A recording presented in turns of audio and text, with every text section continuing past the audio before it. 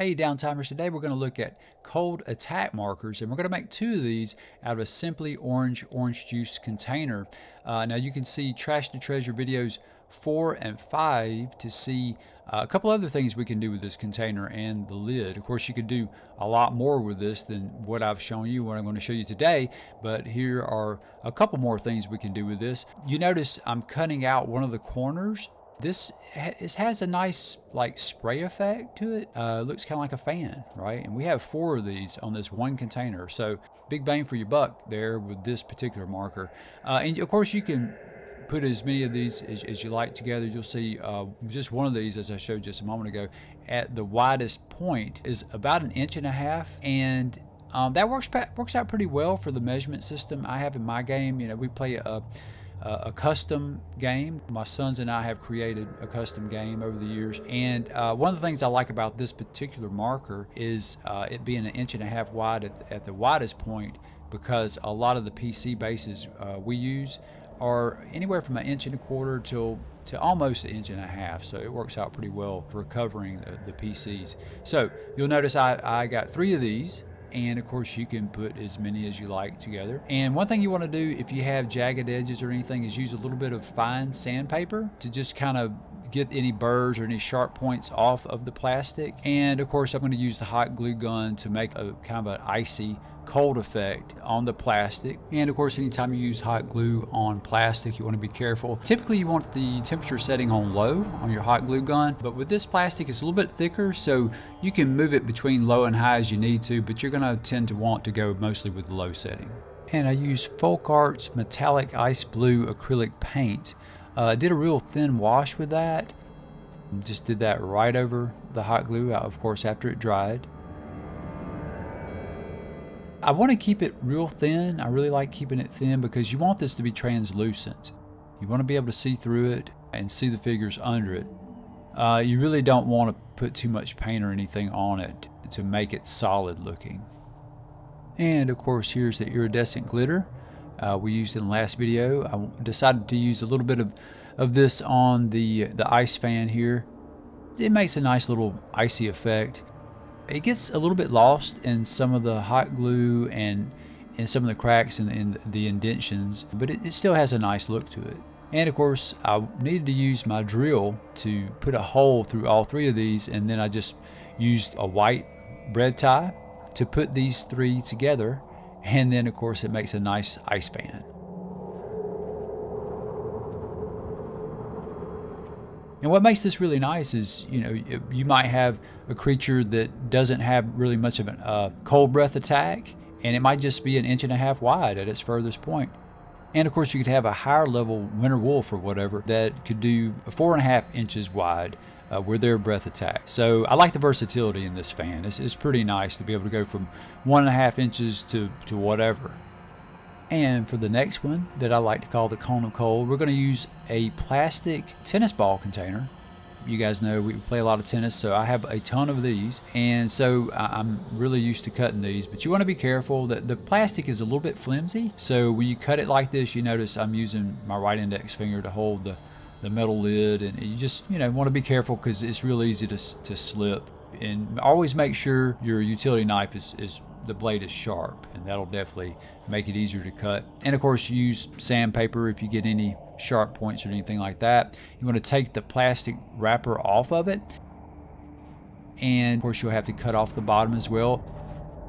Always want to cut at the very top of the portion of plastic that curves inward. It'll be kind of rounded out at the bottom. You want the plastic piece that you're using for the Kona Cold to be pretty much straight throughout. And you'll notice you'll have the glue that they use to hold the plastic wrapper on there. It'll be pretty much in one spot that's about 1 inch or maybe 1.5 inches wide or whatever. You just want to cut that out because you don't really need that much of the plastic anyway. The way you want to make this cone is you want to fold it as tight as you possibly can at the top. It's gonna, you know, you want to do it a couple times, and the more you do this, the more the flimsy kind of thin plastic will give, and it'll eventually, you know, be pretty easy to do. So just do this a couple times and hold it, and then it'll be ready. And you always make sure the bottom is flush. You don't want a gap at the bottom. You want the bottom pieces to meet. So that's right where you want it to be, and that's where you want right where you want to glue it with the hot glue gun. And there's quite a bit of plastic that overlaps, so you might have to work with it a little bit and glue it a couple times over. I like to glue on the inside, and you want to glue from the top down to go along with the ice effect we're going to do here in a moment on the outside. And here you see I'm gluing down the outside along with the top to bottom approach for the ice effect as well. And of course I'll just go over the whole cone with this top to bottom technique. And so it goes along with the hot glue that we use to seal it up. And you want to make sure you hold this pretty firmly for at least about 10 seconds or so.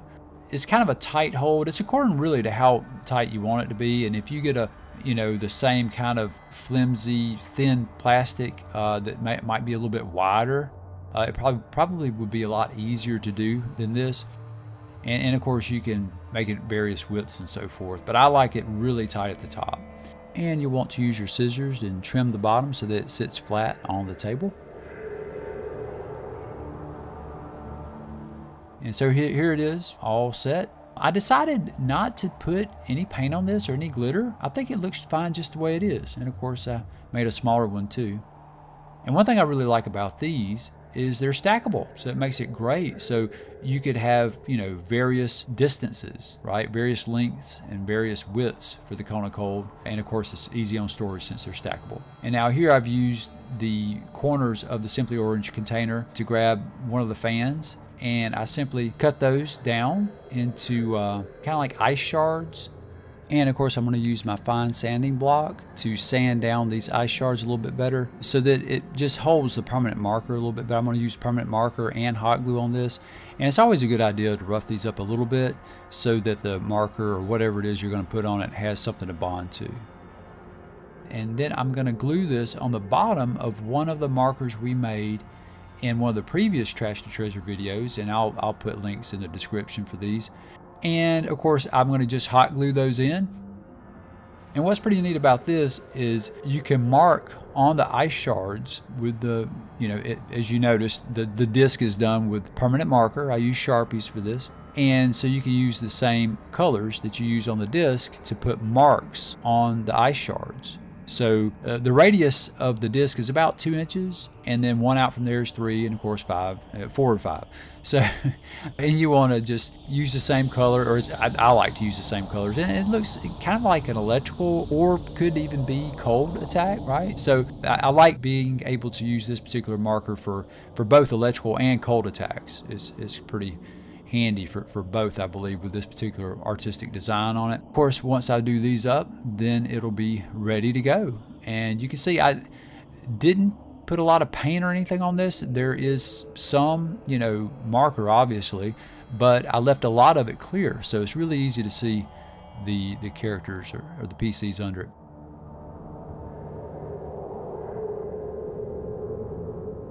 Here is the ice fan on the table.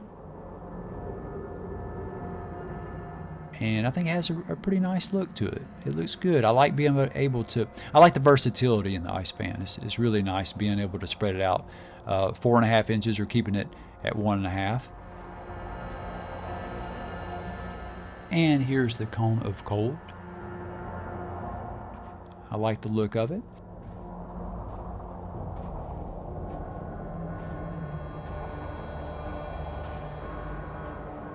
And here is what I like to call the ice disc. And this could be like a frozen orb kind of thing, right? And it could vary. So a low level ice sorceress might have a 3-inch radius, and a high level might have 5-inch radius. Please like, share, and subscribe. And also in the comments below, if you would, please put which cold attack marker you like the best and why. And as usual, guys, thanks for watching.